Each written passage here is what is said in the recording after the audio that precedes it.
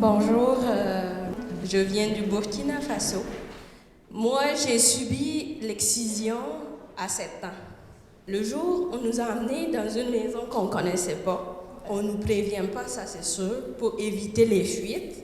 Et c'est organisé par les femmes les plus vieilles du village. Et l'après-midi, ils nous ont fait à manger et ils nous ont déshabillés dans la maison. Et on était toutes nues ensemble. Nous, on se disait, bon, ils vont nous faire prendre une douche et puis nous rhabiller après.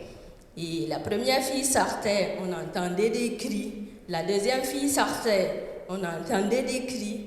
Et je voyais quelques filles qui étaient un peu plus âgées, qui savaient ce qui se passait, qui voulaient sortir de la maison, de la petite maisonnette, et on les empêchait de sortir. Et à partir de là, on avait commencé à pleurer.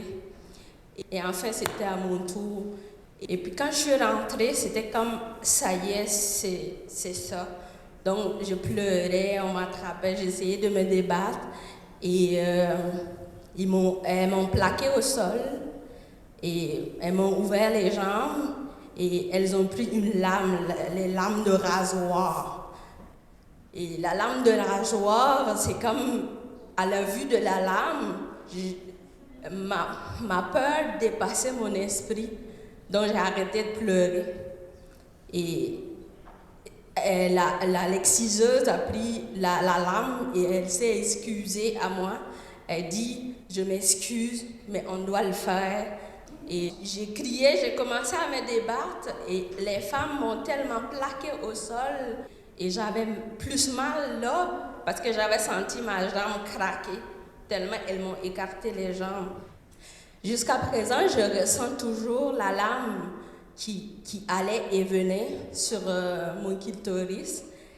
Et quand c'est fini, je regardais ces femmes-là, elles étaient comme soulagées de voir que c'était fini et qu'enfin, on mettait au monde une femme.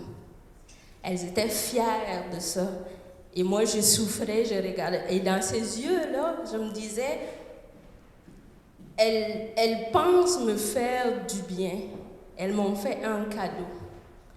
Et ce cadeau-là, elles en sont fières. On avait mal, on ne savait pas comment s'asseoir, comment dormir, comment se coucher. Et j'écoutais les autres filles pleurer et j'avais envie de pisser. Et j'ai eu la deuxième douleur la plus chaude là, du pipi avec une plaie à cet endroit-là. C'est vraiment horrible. Et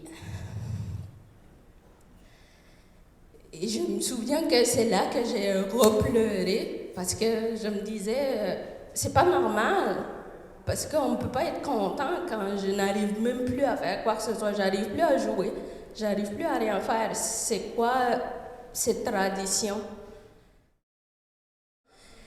Et la vie a continué. La vie a continué jusqu'au moment où tu commences à te poser des questions. Tu vas te laver puis tu trouves que tu n'es pas normal. Et pour moi, c'est un secret en même temps que je veux garder pour moi et que je veux que personne ne sache. Donc les garçons, pour moi, c'était banni. Là. Je ne veux pas raconter, donc je ne veux pas que quelqu'un me touche. Et avec ça, j'en ai beaucoup souffert. Et jusqu'à j'ai fait une dépression. Et à partir de ce moment-là, c'est comme j'ai réalisé que c'est fini. On t'a fait ça il y a longtemps. Tu l'as. Le fameux cadeau qu'on t'a donné. Et à partir de ce moment-là, j'ai décidé d'accepter d'être une fille excisée. Et j'ai décidé d'accepter mon corps. J'ai décidé que l'excision ne devrait plus être un problème dans ma vie. Et à partir de là, j'ai commencé à explorer mon propre corps, à découvrir qu'une femme pouvait ressentir du plaisir, ressentir dans sa tête, dans son corps. Et j'ai découvert qu'il y avait personne d'autre qui pouvait m'aimer plus que moi-même. Aimer mon corps plus que moi-même. J'ai tout réappris à m'aimer.